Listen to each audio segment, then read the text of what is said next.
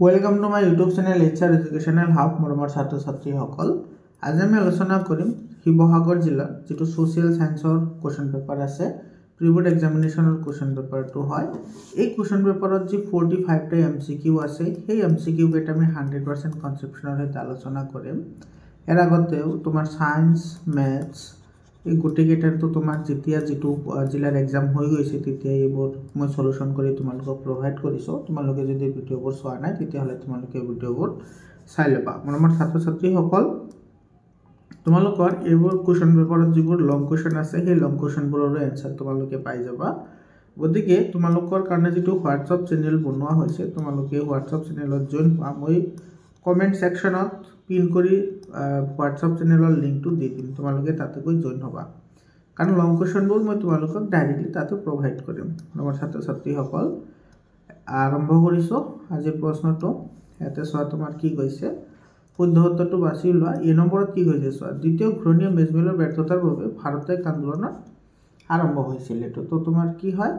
Incorrect হয়। তো দ্বিতীয় ঘূৰণীয় মেজমেলৰ কথা কৈছে আৰু ব্যৰ্থতাৰ বাবে নহয়। তো ব্যৰ্থতা কেনেকৈ হৈছিল, ভাৰতে আন্দোলন তেতিয়াতো স্টাৰ্ট হোৱা নাছিল। গতিকে তোমাৰ এটো কি হ'ব, ইনকাৰেক্ট স্টেটমেন্ট হ'ব। বি নম্বৰ স্টেটমেন্টত কি কৈছে স্যাৰ, জাপান ভাৰতেৰ আক্ৰমণেৰ ভাবুকি ভাৰতেৰ আন্দোলন অন্যতম প্ৰধান কাৰণ হয়। এটো হয় জাপানৰ যেটো ভাৰত আক্ৰমণৰ যেটো ভাবুকি আছিল অৰ্থাৎ সিহঁতে যেটো প্ল্যানিং কৰিছিল সেই প্ল্যানিংৰ কাৰণে তোমাৰ কি কৰিছিল, যেটো ভাৰতে আন্দোলন হয় হেতু তোমাৰ সূত্ৰপাত হৈছিল। তো এটো তোমাৰ এটা কি হয়, মেইন ৰিজন হয়। গতিকে এটো তোমাৰ কি হ'ব, কাৰেক্ট হ'ব। তো এ অশুদ্ধ আৰু তোমাৰ বি শুদ্ধ। এটো তোমাৰ কোনটো অপশনত আছে, এটো বি নম্বৰ অপশনত আছে। গতিকে বি নম্বৰ অপশনটো কাৰেক্ট অপশন হ'ব। ইয়াৰ পিছত তোমাৰ 2 নম্বৰ প্ৰশ্নটো চোৱা। 2 নম্বৰ প্ৰশ্নটোত কি কৈছে, ভাৰতবৰ্ষ প্ৰথমটো গণ আন্দোলন অসহযোগ আন্দোলনৰ বাবে, মানে কোনটো আন্দোলনৰ বাবে তোমাৰ এটো হৈছিল আৰু অসহযোগ আন্দোলনৰ কাৰণে তোমাৰ এতে কেইটামান অপশন দি আছে। চোৱা অপশনটো কি কৈছে, হিন্দু মুছলমানৰ মাজত একতা বৃদ্ধি হৈছিল। হিন্দু মুছলমানৰ সৈতে একতা বৃদ্ধি হৈছিল হয়। সকলোৱে মিলিজুলি তোমাৰ কি কৰিছিল, যেটো অসহযোগ আন্দোলন আছিল সেই অসহযোগ আন্দোলনত সকলোৱে সহায় কৰিছিল। জনসাধাৰণৰ মাজত জাগৰণৰ সৃষ্টি হৈছিল। এটো তোমাৰ কি হয়, কাৰেক্ট স্টেটমেন্ট হয়। আৰু 3 নম্বৰত কৈছে ব্ৰিটিছৰ অৰ্থনৈতিক আৰু ৰাজনৈতিক ক্ষমতাৰ ওপৰত প্ৰত্যাহ্বানৰ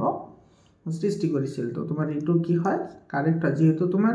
হিন্দু মুছলমান বা সকলো ধৰ্মৰ মানুহে যেতিয়া তোমাৰ অসহযোগ আন্দোলনত সহায় কৰিছিল তেতিয়া তোমাৰ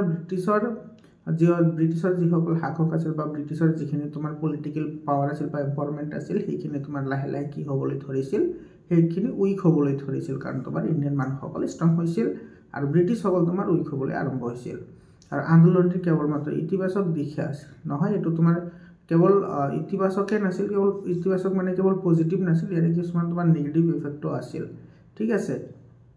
তো তোমাৰ এই যেটো স্টেটমেন্ট আছে এটো তোমাৰ কি হ'ব, ইনকাৰেক্ট হ'ব। অৰ্থাৎ তোমাৰ 1 2 3 কাৰেক্ট হ'ব। 1 2 3 কাৰেক্ট। তো এটো বি নম্বৰ অপশনটো কি হ'ব, কাৰেক্ট অপশন হ'ব। ইয়াৰ পিছত তোমাৰ 3 নম্বৰ কোৱেশ্চনটো চোৱা কি কৈছে, এতে দক্ষিণ আফ্ৰিকাত থকা অৱস্থাত মহাত্মা গান্ধী উলিওৱা বাতৰি কাকতখনৰ নাম কি। এটো তোমাৰ ইণ্ডিয়ান অপিনিয়ন আছিল হয়নে। এটা তোমাৰ ডি নম্বৰ অপশনটো কি হ'ব, কাৰেক্ট অপশন হ'ব। 5 নম্বৰ কোৱেশ্চনটো চোৱা। 5 নম্বৰ কোৱেশ্চনটোত তোমাৰ কি কৈছে, সৰি 4 নম্বৰ কোৱেশ্চনটো এতিয়া হয়নে। এতে কোনখন প্ৰতিবাদী সভাত স্বদেশী আন্দোলনৰ স্বদেশী বৰ্জন কৰাৰ প্ৰস্তাৱ গ্ৰহণ কৰা হৈছিল হয়নে। এটো কৈছে তোমাৰ এটো স্বদেশী যেটো আন্দোলন আছিল সেই স্বদেশী আন্দোলনত তোমাৰ কি কৰা হৈছিল, তোমাৰ স্বদেশী বস্তু বৰ্জন কৰাৰ প্ৰস্তাৱ গ্ৰহণ কৰা হৈছিল হেতু কথা সুধিছে। তো তোমাৰ দিনাজপুৰৰ যেটো মিটিং হৈছিল সেই দিনাজপুৰৰ মিটিংত এটো প্ৰস্তাৱটো গ্ৰহণ কৰা হৈছিল। তো ডি নম্বৰ অপশনটো কাৰেক্ট অপশন হয়। ইয়াৰ পিছত তোমাৰ 5 নম্বৰ কোৱেশ্চনটো চোৱা। 5 নম্বৰ কোৱেশ্চনত কি কৈছে, এটো এছাৰশন আৰু তোমাৰ ৰিজনিংৰ কোৱেশ্চন হয়। ইয়াতে কি কৈছে চোৱা, ভাইসৰয় লৰ্ড কাৰ্জনে ভাৰতীয় জনমতক উপেক্ষা কৰি বঙালী জাতীয়তাবাদক ধ্বংস কৰিবলৈ বিতংগিত বংগভংগ আঁচনিও কাৰ্যকৰী কৰিছিল। ইয়াতে চোৱা, ইয়াতে যেহেতু তোমাৰ ইয়াতে কি বুলি কৈছে চোৱা, এটো জনসাধাৰণৰ জনমত অৰ্থাৎ তোমাৰ সকলোৰে অপিনিয়নবোৰক তোমাৰ কি কৰিছিল, ইগনোৰ কৰিছিল। ইগনোৰ কৰি ইয়াতে তোমাৰ বঙালী জাতীয়তাবাদক এটো ধ্বংস কৰিবলৈ বিতৰ্কিত মানে যেটো আমাৰ বংগভংগ যেটো আঁচনি আছিল হেতু কাৰ্যকৰী কৰিছিল। তো তোমাৰ এটো এছাৰশনটো তোমাৰ কি হ'ব, কাৰেক্ট হ'ব।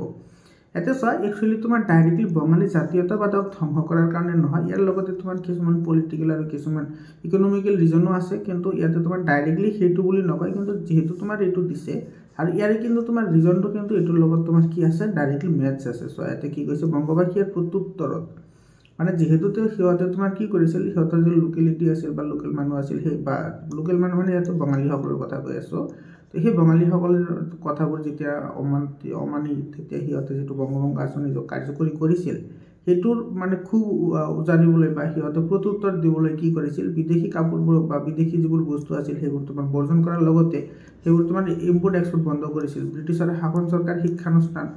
তাৰপিছত যিখিনি তোমাৰ ছেক্ৰেটেৰিয়েটৰ বস্তু আছিল অৰ্থাৎ বিচাৰালয় আছিল, সেইবোৰ তোমাৰ কি কৰিছিল, বৰ্জন কৰিছিল। সিহঁতে ডাইৰেক্টলি বৰ্জন কৰিছিল আৰু তোমাৰ দেখুৱাইছিল যে আমি সকলোৱে কি হয়, এক হয়, অৰ্থাৎ অখণ্ড বংগবাসী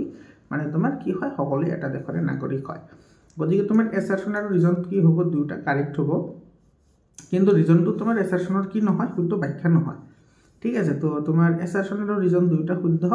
কিন্তু ৰিজনটো এছাৰশ্যনৰ শুদ্ধ ব্যাখ্যা নহয়। তেতিয়াহ'লে তোমাৰ কি হ'ব, এইটো ডি নম্বৰ অপশ্যনটো কি হ'ব, সৰি এইটো ডি নম্বৰটো কাৰেক্ট এনচাৰ হ'ব, হয়নে? হয়, এইটো ডি নম্বৰ অপশ্যনটো কাৰেক্ট অপশ্যন হ'ব। এইটো এন আৰু শুদ্ধ হয় আৰু এই সঠিক ব্যাখ্যা নহয়। ইয়াৰ পিছত তোমাৰ 6 নম্বৰ কুৱেশ্যনটো চোৱা, তোমাৰ কি কৈছে, উত্তৰ ভাৰতৰ বিদ্ৰোহৰ সময়ত অসমৰ ইংৰাজ সৈন্য ৰেজিমেণ্ট দুটা আছিল। তোমাৰ যেতিয়া মানে ইয়াতে তোমাৰ নৰ্থ ইণ্ডিয়ান মিউটিনি বুলি কৈছে, তাতে তোমাৰ দুটা ষ্ট্ৰং কি আছিল, ব্ৰিটিছ ট্ৰুপাৰ্ছ আছিল, হয়, অসমত আছিল। সেই দুটা তোমাৰ কি কি আছিল, সেই দুটা আছিল তোমাৰ ডিব্ৰুগড় আছাম লাইট ইনফেণ্ট্ৰি, এইটো আছিল, আৰু কোন আছিল ডিব্ৰুগড়ৰ লগত, ডিব্ৰুগড়ৰ লগত আছিল তোমাৰ গুৱাহাটীৰ আছিল এটা না, হয়, এইটো গুৱাহাটীৰ লাইট ইনফেণ্ট্ৰি, অৰ্থাৎ তোমাৰ এইটো এ আৰু বিটো কাৰেক্ট হ'ব। তো এ আৰু বি তোমাৰ এইটো চোৱা এ নম্বৰ অপশ্যনত আছে, গতিকে এ নম্বৰ অপশ্যনটো কাৰেক্ট অপশ্যন হ'ব। ইয়াৰ পিছত তোমাৰ এইটো 7 নম্বৰ কুৱেশ্যনটো তোমাৰ মিলাবলৈ দিছে, এটা চোৱা মেথছ দ্য ফলোইং দিছে। এতিয়া যিটো তোমাৰ 1 নম্বৰত যিটো আছে তোমাৰ এইটো জয়ন্তীয় বিদ্ৰোহৰ কথা কৈছে। তো জয়ন্তীয় বিদ্ৰোহ তোমাৰ কাৰ লগত হৈছিল, এইটো হৈছে তোমাৰ এইটো উকিয়াং নবা, তো এইটো আহিব তোমাৰ 4ৰ লগত। ঠিক আছে, উত্তৰ কাছাৰৰ বিদ্ৰোহ কাৰ লগত হৈছিল, এইটো হৈছিল তোমাৰ সম্বোধন, এইটো আহিব তোমাৰ 3ৰ লগত, এইটো হ'ব 3। আৰু তোমাৰ নগা জনগোষ্ঠীৰ বিদ্ৰোহ কাৰ লগত আছিল, এইটো ডামান্তা না, হয়, এইটো ডামান্তা, এইটো তোমাৰ এইটো আহিব কাৰ লগত, 1 নম্বৰৰ লগত। আৰু মণিপুৰৰ বিদ্ৰোহ তোমাৰ কাৰ লগত আছিল, এইটো বাকী আটাইৰ না, এইটো টিকেণ্ডুজি, গতিকে তোমাৰ এইটো আহিব 2ৰ লগত, হয়নে? এইটো চোৱা 4, 3, 1, 2, 4, 3, 1, 2, এইটো এ নম্বৰ অপশ্যনত আছে, গতিকে এ নম্বৰ অপশ্যনটো কি হ'ব, কাৰেক্ট অপশ্যন হ'ব। ইয়াৰ পিছৰ কুৱেশ্যনটো চোৱা, ইয়াতে কি কৈছে, এইটো কৈছে তলত দিয়া ঘটনা প্ৰবাহ শুদ্ধ ক্ৰমত সজোৱা, এইটো কাৰেক্ট মানে সজাব লাগে। তোমালোকে চোৱা, এনেকুৱা ধৰণৰ কুৱেশ্যন কিন্তু তোমালোকৰ বহুত অহা দেখা যায় আৰু তোমাৰ বহুত ইম্পৰ্টেণ্টো হয়। তোমালোকে ইয়াতে মনত ৰাখিবা, যিটো তোমাৰ ফুলগুৰি ধাবা আছিল, ফুলগুৰি ধাবাটো কেতিয়া হৈছিল, ফুলগুৰি ধাবা হৈছিল তোমাৰ 1861ত, হয়নে? আৰু তোমাৰ যিটো ৰঙিয়া ৰিবেলিয়ন আছিল, ৰঙিয়া ৰিবেলিয়নটো তোমাৰ কেতিয়া হৈছিল, ৰঙিয়া হৈছিল তোমাৰ 1893ত, হয়নে? আৰু তোমাৰ কি আছে, লাচিমা ৰিবেলিয়ন তোমাৰ কেতিয়া হৈছিল, লাচিমা ৰিবেলিয়ন হৈছিল এইটো 1894। গতিকে সৰ্বপ্ৰথম কোন আহিব, ফুলগুৰি, তাৰপিছত আহিব প্ৰথমত আহিব ফুলগুৰি, তাৰপিছত আহিব এইটো ৰঙিয়া, তাৰপিছত আহিব লাচিমা, হয়নে? তো ফুলগুৰি ৰঙিয়া লাচিমা কোনটো অপশ্যনত আছে চোৱা, ফুলগুৰি ৰঙিয়া লাচিমা, এইটো কোনটো অপশ্যনত আছে, ফুলগুৰি ৰঙিয়া লাচিমা, এইটো তোমাৰ বি চি ক'ত গ'ল, আচ্ছা ইয়াতে আছে, এইটো বি নম্বৰ অপশ্যনত আছে, গতিকে এইটো বি নম্বৰ অপশ্যনটো কি হ'ব, কাৰেক্ট অপশ্যন হ'ব। ইয়াৰ পিছত তোমাৰ 9 নম্বৰ কুৱেশ্যনটো চোৱা, 9 নম্বৰ কুৱেশ্যনত কি কৈছে, ইয়াতে এইটো তোমাৰ সিকুৱেঞ্চ বেছড মিলাব লাগে, এইটো চোৱা, ইয়াতে তোমাৰ তেনেকুৱা অপশ্যনবোৰে দিয়া আছে, তুমি এইখিনিও মিলাব লাগে। ঠিক আছে, তুমি এইকেইটা তেতিয়াহে মিলাব পাৰিবা যেতিয়া তোমাৰ এইকেইটা তোমাৰ কি থাকিব, মনত থাকিব, হয়নে? ইয়াতে চোৱা, তোমাৰ প্ৰথমত আছে আছাম এছ'চিয়েশ্যনটো তোমাৰ কেতিয়া মানে ফৰ্মেশ্যন হৈছিল, 1903। তাৰপিছত আছে তোমাৰ এইটো আছাম ছাত্ৰ সন্মিলন কেতিয়া গঠন হৈছিল, এইটো 1916। তোমালোকে চনবোৰ মনত ৰাখিবা দেই, বহুত ইম্পৰ্টেণ্ট হয় চনবোৰ। তাৰপিছত আছে তোমাৰ এইটো লিটাৰেৰী ছ'চাইটি কেতিয়া হৈছিল, 1872ত হৈছিল। আৰু তোমাৰ ইফালে আছে এইটো আহোম সভাটো কেতিয়া হৈছিল তোমাৰ 1893। তো চোৱা, সৰ্বপ্ৰথম কোন আহিব, সৰ্বপ্ৰথম আহিব এইটো, হয়নে, আছাম লিটাৰেৰী, তো চি নম্বৰটো সৰ্বপ্ৰথম আহিব, এটা অপশন কেইটা চোৱা অপশন কেইটা তোমাৰ সি এটাতে আছে এইটো হৈছে বি নম্বৰ অপশনত চোৱা এইটো সি আগত আছে গতিকে আমাৰ এইটো কাৰেক্ট অপশন হ'ব তোমালোকে এনেকে মানে টাইমটো কমোৱাৰ কাৰণে তোমালোকে এনেকুৱা কিছুমান তোমালোকৰ ট্ৰিকো ইউজ কৰিব পাৰা মানে তুমি এটা মিলাৰ পিছত তুমি চাবা যে অপশন কেইটাৰ লগত কোন কেইটাৰ লগত এইটো অমিল আছে বা কোনটো মিল আছে তোমাৰ বহুত টাইম কম লাগিব তাৰ পিছত আহিব কোনটো চোৱা এইটো তোমাৰ এইটো আহিল 72 ৰ পিছত কোন আহিব 93 আহিব 93 টো কোনটো আছিল আহোম হবাটো ডি ত আছে গতিকে ডি আহিব তাৰ পিছত আহিব তোমাৰ এইটো আসাম এছ'চিয়েশ্যন এইটো আছে তোমাৰ এ লগত এইটো এ আৰু একেবাৰে লাষ্টত আহিব তোমাৰ কোন বি আছিল ছাত্ৰ সন্মিলন গতিকে এইটো বি নম্বৰ অপশনটো কাৰেক্ট অপশন হয় ইয়াৰ পিছৰ কোৱেশ্চনটো চোৱা এটা তোমাৰ 10 নম্বৰ কোৱেশ্চনটো কি কৈছে এটা এছাৰশন আৰু ৰিজনিংৰ কোৱেশ্চন হয় এতে তোমাৰ কি কৈছে ইংৰাজসকলৰ আগমনে অসমত এক নতুন ৰাজনৈতিক অৰ্থনৈতিক পৰিৱৰ্তনৰ সূচনা কৰিছিল এটো কাৰেক্ট হয় ইংৰাজসকলে প্ৰৱৰ্তন কৰা আধুনিক শিক্ষাই অসমত স্বদেশপ্ৰীতি আৰু জাতীয়তাবাদৰ ভাৱধাৰাৰে অনুপ্ৰাণিত এক মধ্যবিত্ত শিক্ষিত শ্ৰেণীৰ জন্ম দিছিল এইটো তোমাৰ কি হয় কাৰেক্ট হয় কিন্তু চোৱা তোমাৰ এই যে ইংৰাজসকল যে অসমত আহিছিল হেতু ৰিজনটো তোমাৰ হিয়তক ভাল কৰাৰ কাৰণে অহা নাছিল না আমাৰ অসমৰ মানুহক বা ভাৰতবৰ্ষৰ মানুহক অর্থাৎ তোমার কি হবো তোমার A2 কারেক্ট হবো R2 কারেক্ট হবো বাট R not is the correct explanation of A বুঝি বলা তো ইয়াতে তোমার কোনটো অপশন কারেক্ট হবো এটো তোমার C নম্বর অপশনটো কারেক্ট হবো এটো not correct explanation of A C number অপশনটো কারেক্ট অপশন হবো এর পিছত তোমার 11 নম্বৰ কোৱেশ্চনটো চোৱা এটা এছাৰশন আৰু ৰিজনিংৰ কোৱেশ্চন হয় এতে কি কৈছে চোৱা যোৰহাট সাৰ্বজনিক সভা আছিল প্ৰথম ৰাজনৈতিক অনুষ্ঠান এটো তোমার কি হয় কারেক্ট স্টেটমেন্ট হয় অর্থাৎ এসেশনটো কারেক্ট পেলো যোরহাট সার্বজনিক সভায় প্রথমতে বঙ্গ বিভাজনের বিরোধিতা করেছিল যদি পরবর্তী সময়ত বঙ্গ বিভাজন বিরোধী মনোভাব ত্যাগ করেছিল হয়নে তো তোমার এইটো কি হয় কারেক্ট হয় অর্থাৎ এ আর বি দুইটা কারেক্ট এই নম্বর অপশনটো কারেক্ট অপশন হয় এর পিছত তোমার 12 নম্বৰ কোৱেশ্চনটো চোৱা এতে তোমাৰ তলৰ কোন দুখন সচিত্ৰ পুথি বুলি কৈছে সচিত্ৰ পুথি হয়নে তাৰ মানে যত তোমাৰ কি আছে চিত্ৰ আছে হয়নে তো কুমাৰ হৰণত আছে আৰু তোমাৰ শংখচূড় ভটত আছে গতিকে এ আৰু সি হ'ব গতিকে এটো সি নম্বৰ অপশনটো কি হ'ব কাৰেক্ট অপশন হ'ব এবোৰ তোমালোকে মনত ৰাখিবা ইম্পৰ্টেন্ট হয় 13 নম্বৰ কোৱেশ্চনটো চোৱা 13 নম্বৰ কোৱেশ্চনটো চোৱা এতে তোমাৰ কিছুমান এতে লোকাল ডান্সৰ কথা কৈছে আৰু ইফালে তোমাৰ সেইখিনি ঠাই দিয়া আছে ঠিক আছে তোমাৰ এটো এনেকুৱা ধৰণৰ যিবোৰ তোমাৰ মিলাবলৈ আহে মই তোমালোকক আগতে কৈছো তোমালোকে সদায় ট্ৰিক ইউজ কৰিবা এটো স্যাৰ ডি এটো তো সকলে জানো না আমি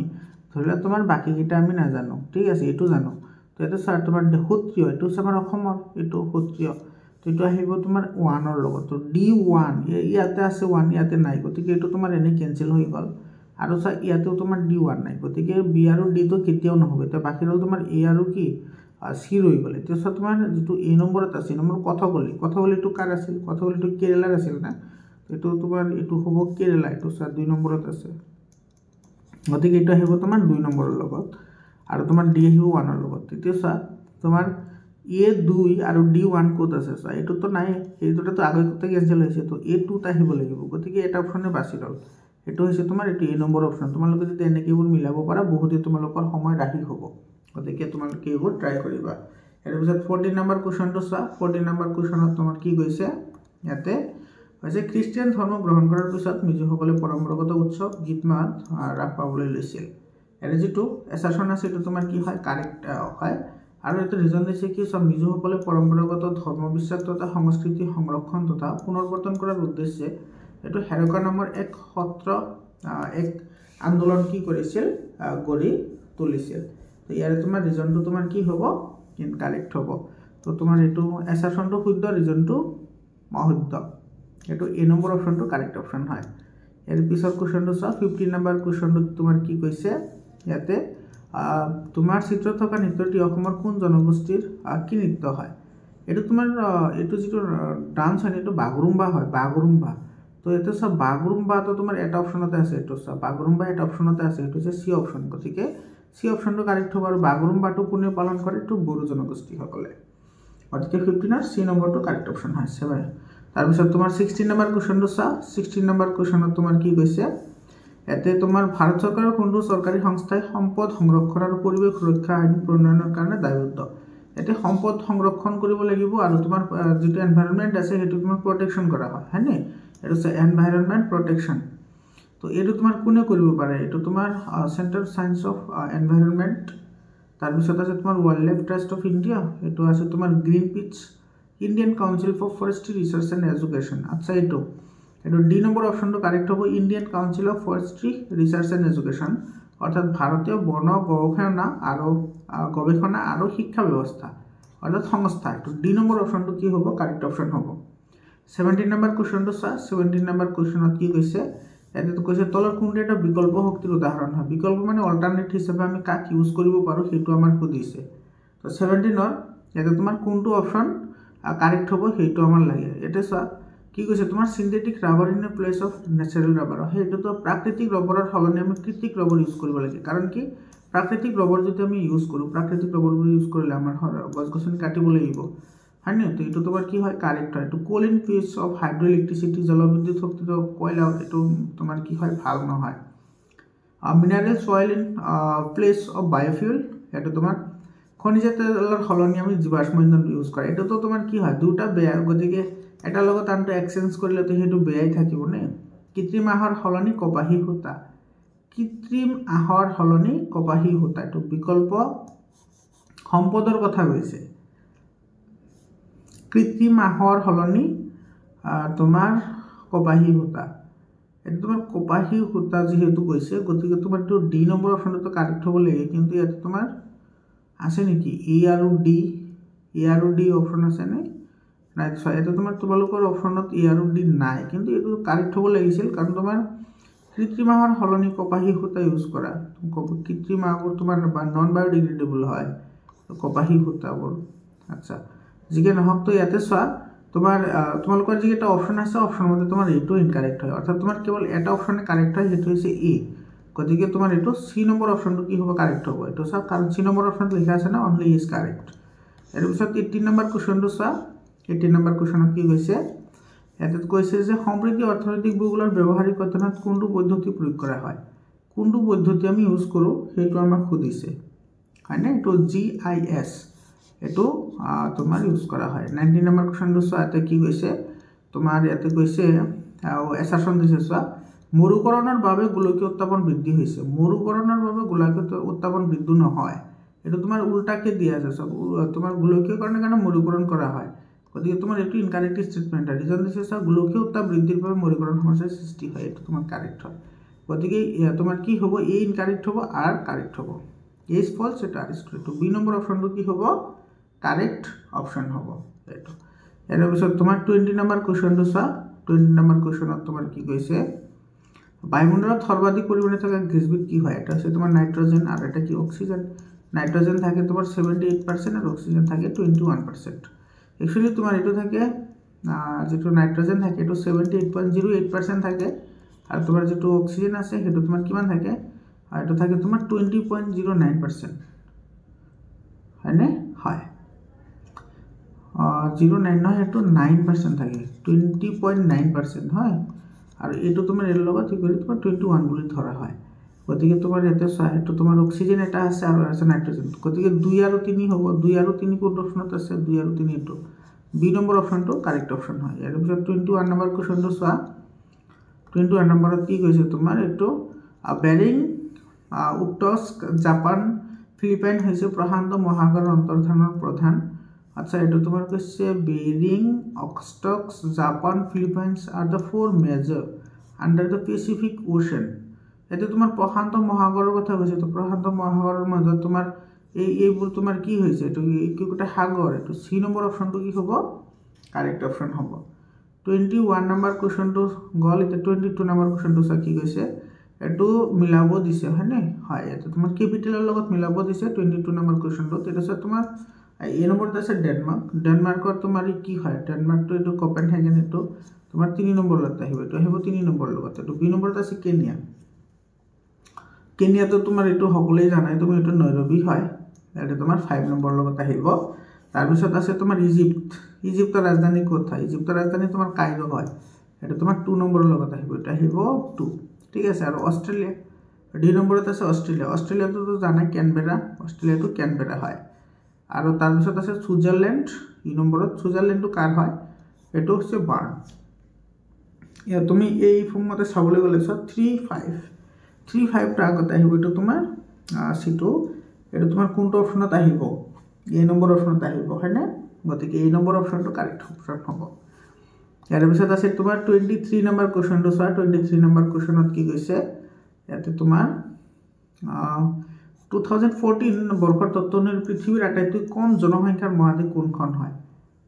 আটাইতকৈ কম জনসংখ্যাৰ কথা কৈছে এইটো ওচেনিয়া হ'ব এইটো তোমাৰ এই নম্বৰ অপশ্যনটো কাৰেক্ট অপশ্যন হয় 24 নম্বৰ কোৱেশ্চনটো চোৱা তোমাৰ 31st ৰাষ্ট্ৰীয় ঘাইপথ আৰম্ভ এইটো শেষ হোৱাৰ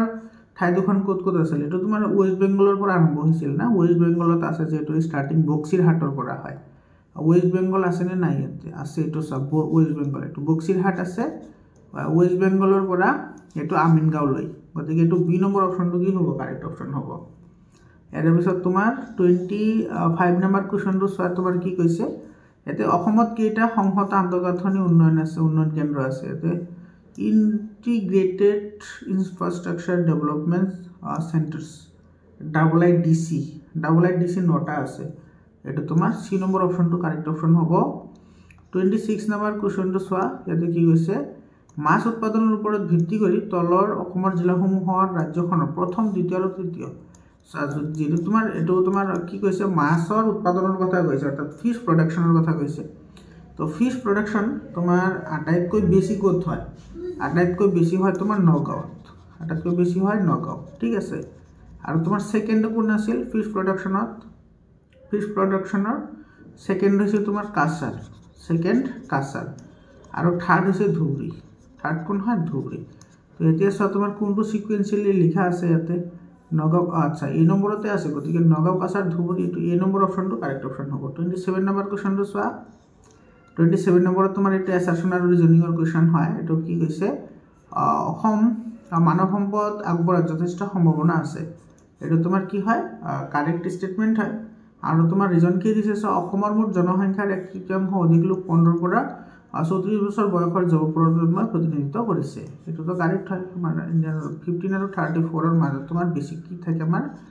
ইয়ং যিবোৰ গাৰ্লছ আছে বা বয়স আছে সেইবোৰ তোমাৰ ইনক্লুডেড হয়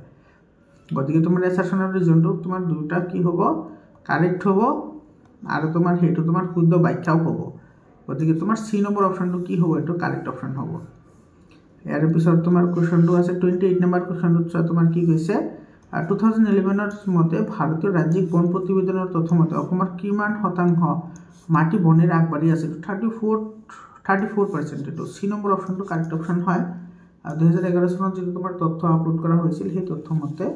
তোমাৰ এটো টোটাল 34% তোমাৰ কি কৰে জংগলী আগৰি আছে আমাৰ অসমৰ মাটিকালি এৰ পিছত তোমাৰ 29 নম্বৰ কোৱেশ্চনটো চোৱা 29 নম্বৰ কোৱেশ্চনটো কি হৈছে তোমাৰ উদ্দেশ্য সম্পৰ্কিত প্ৰস্তাৱসমূহক ভিত্তি হিচাপে লৈ সংবিধান প্ৰণয়নকাৰীৰ ক্ষেত্ৰত উল্লেখিত কোন কিটাৰ ধাৰণা প্ৰতিশ্ৰুতিক সংবিধানে আচ্ছা স্বীকৃতি দিছিল কাকাক স্বীকৃতি দিছিল স্বীকৃতি তোমাৰ সমতাক দিছিল ইকুৱেলিটিক তোমাৰ কি কৰিছে স্বীকৃতি দিছে তাৰ পিছত সভাৰেনিটি অৰ্থাৎ সাৰ্বভৌমত্বৰ কি কৰিছিল দিছিল হয়নে তাৰ পিছত তোমাৰ ডেমোক্ৰেটিক এটো তোমাৰ পাৰমিশন দিছিল অৰ্থাৎ তোমাৰ ডি নম্বৰটো কি হ'ব কাৰেক্ট হ'ব গোটে কিটা ইয়াৰ পিছৰ কোৱেশ্চনটো 30 নম্বৰ কোৱেশ্চনটো তোমাৰ কি কৈছে এতে ভাৰত এখন গণৰাজ্য হয় তো ৰিপাব্লিক হয় আমাৰ ইন্ডিয়া এটো তো কাৰেক্ট হয় যুক্তি দিছে ভাৰতৰ নিজা সংবিধান আছে এটো তোমাৰ কি হয় কাৰেক্ট হয় মানে বোথ আৰ কাৰেক্ট হ'ব দুইটা কাৰেক্ট হয় গতিকে তোমাৰ এটো ডি নম্বৰ অপশ্যনটো কাৰেক্ট হ'ব এটো চোৱা এটো ডি নম্বৰ অপশ্যনটো কাৰেক্ট অপশ্যন হয় ইয়াৰ পিছৰ কোৱেশ্চনটো চোৱা তোমাৰ এটো 31st নম্বৰ কোৱেশ্চনটো 31 নম্বৰ কোৱেশ্চনটো তোমাৰ কি কৈছে যে তলৰ কোনটো ৰাষ্ট্ৰসংঘৰ উদ্দেশ্যৰ কথা কৈছে এতে তোমাৰ অবজেক্টিভস অফ ইউএনও হয়নে তো অবজেক্টিভস অফ ইউএনও তোমাৰ কি কি আছিল এতে তোমাৰ এক নম্বৰত কৈছে আন্তঃৰাষ্ট্ৰীয় শান্তি আৰু নিৰাপত্তা বজাই ৰখা এটো তো হয় আন্তঃৰাষ্ট্ৰীয় শান্তি নিৰাপত্তা বজাই ৰখাৰ স্বাৰ্থত কোনো সদস্যই ৰাষ্ট্ৰপতি শক্তি প্ৰয়োগ কৰিব নোৱাৰিব এটো তোমাৰ কি হয় এতে আন্তঃৰাষ্ট্ৰীয় শান্তি নিৰাপত্তা বজাই ৰখাৰ কাৰণে কথা কৈছে এতে আন্তঃৰাষ্ট্ৰীয় তোমাৰ কোনো সদস্য ৰাষ্ট্ৰ আচ্ছা এতে আন্তঃৰাষ্ট্ৰীয় আৰু তোমাৰ নিৰাপত্তা বজাই ৰখাৰ কাৰণে তো হেতে শক্তি দেখুৱাব পাৰিব গতিকে এইটো তোমাৰ 2 নম্বৰটো নহয় 3 নম্বৰত কি কৈছে সম অধিকাৰ আৰু আত্মনিয়ন্ত্ৰণৰ ভিত্তিত দেশসমূহৰ মাজত বন্ধুত্বপূৰ্ণ সম্পৰ্ক প্ৰতিষ্ঠা কৰা এইটো হয় গতিকে তোমাৰ কোনটো পালো আমি 1 আৰু 3 টো কাৰেক্ট পালো গতিকে 1 আৰু 3 টো সি নম্বৰ অপশনটো কাৰেক্ট অপশন হয় ইয়াৰ পিছৰ কোৱেশ্চনটো চোৱা 32 নম্বৰ কোৱেশ্চনত তোমাৰ কি কৈছে এতে তোমাৰ মানৱ অধিকাৰ আয়োগে গঠন কৰা হৈছিল এটো কেতিয়া গঠন কৰা হৈছিল যেটো তোমাৰ হিউম্যান ৰাইট প্ৰটেকশন এক্ট এটো 1993 ত হৈছিল তেতিয়া তো এই নম্বৰ অপশনটো কি হ'ব কাৰেক্ট অপশন হ'ব ইয়াৰ পিছত তোমাৰ 33 নম্বৰ কোৱেশ্চনটো চোৱা কি কৈছে এটো তলত উল্লেখ কৰা নিশস্ত্ৰীকৰণ পদক্ষেপসমূহৰ ক্ৰম অনুসাৰে সজোৱা আচ্ছা এটো তোমাৰ সজাবলৈ দিছে ঠিক আছে প্ৰথমতে আছে তোমাৰ এটো শিফট কন্ট্ৰোল ট্ৰিটি মানে সমুদ্ৰতলিত নিয়ন্ত্ৰণ চুক্তি এটো কেতিয়া হৈছিল এটো হৈছিল তোমাৰ 1971 ত তাৰ পিছত 2 নম্বৰত কৈছে তোমাৰ সল্ট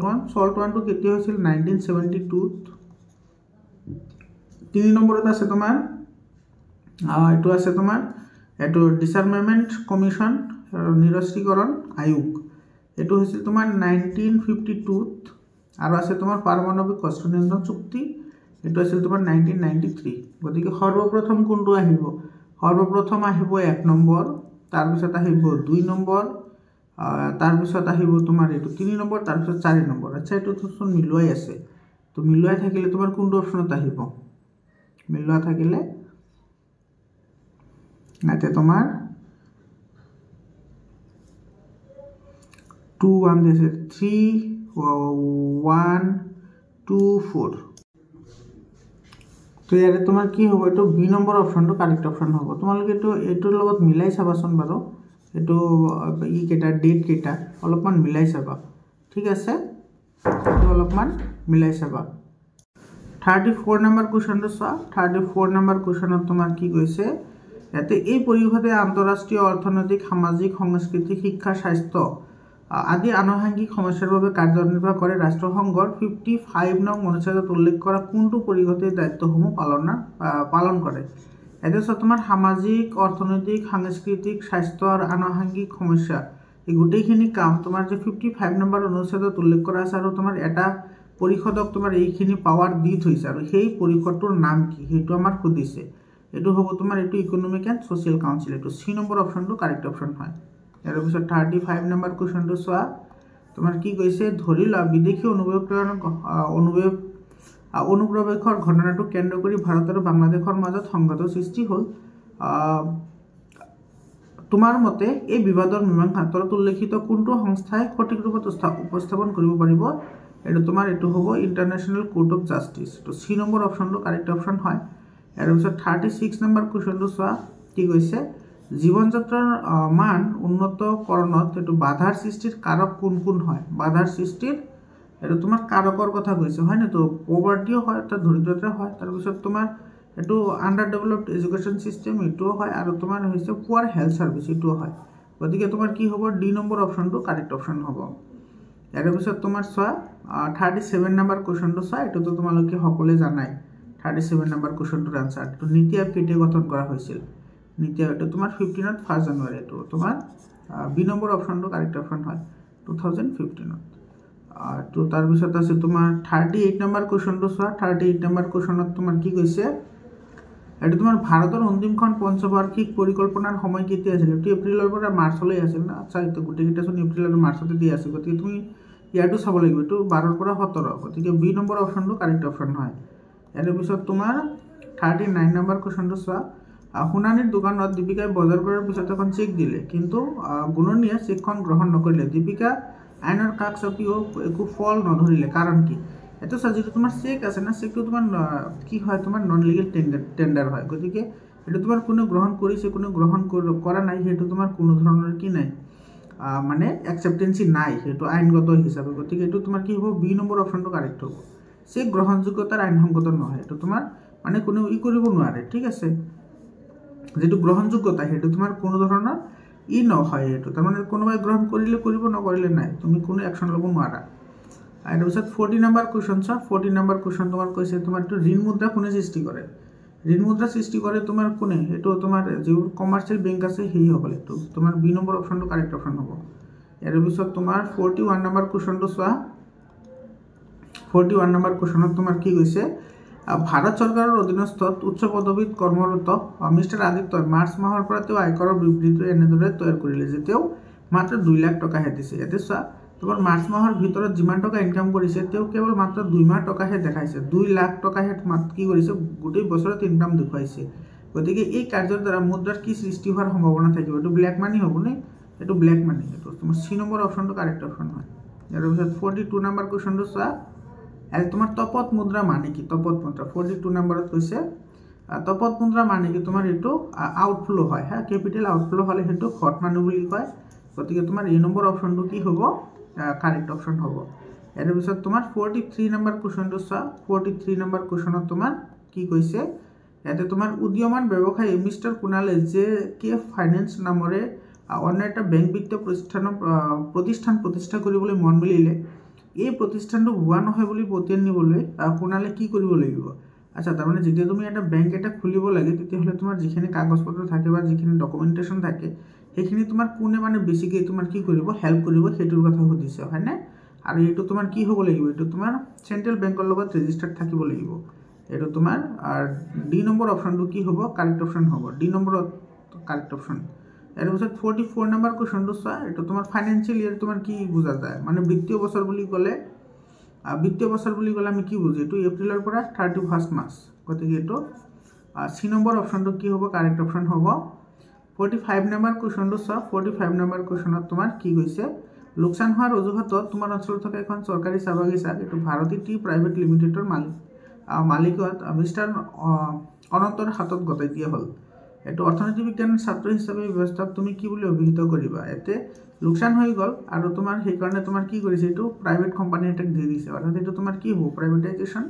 এইটো তোমাৰ ডি নম্বৰ অপশ্যনটো কি হ'ব? কাৰেক্ট অপশ্যন হ'ব। মৰমৰ ছাত্ৰ ছাত্ৰীসকল, এইখিনি আছিল তোমাৰ 45টা MCQ। তোমালোকে চোৱা, ইয়াতে যিকেইটা তোমাৰ লং কুৱেশ্যন আছে, লং কুৱেশ্যন কেইটা বহুত ফেভৰেবল কুৱেশ্যন হয়। তোমালোকে এই কুৱেশ্যনবোৰৰ এনচাৰ গ্ৰুপত পাই যাবা। তোমালোকে গ্ৰুপত এতিয়া জইন হোৱা, মই কমেণ্ট ছেকশ্যনত লিংক দি দিছোঁ। আৰু তোমালোকৰ ছায়েন্স আৰু মেথছৰো মোটামুটি আধা কেইটাৰ বেছি অলৰেডি ছল্ভ কৰা হৈছে। তোমালোকে যদি চোৱা নাই তেতিয়াহ'লে ভিডিঅ'বোৰ চাই লোৱা। আজিৰ কাৰণে এইখিনি, আকৌ লগ পাম বেলেগ এটা ভিডিঅ'লৈ। ধন্যবাদ।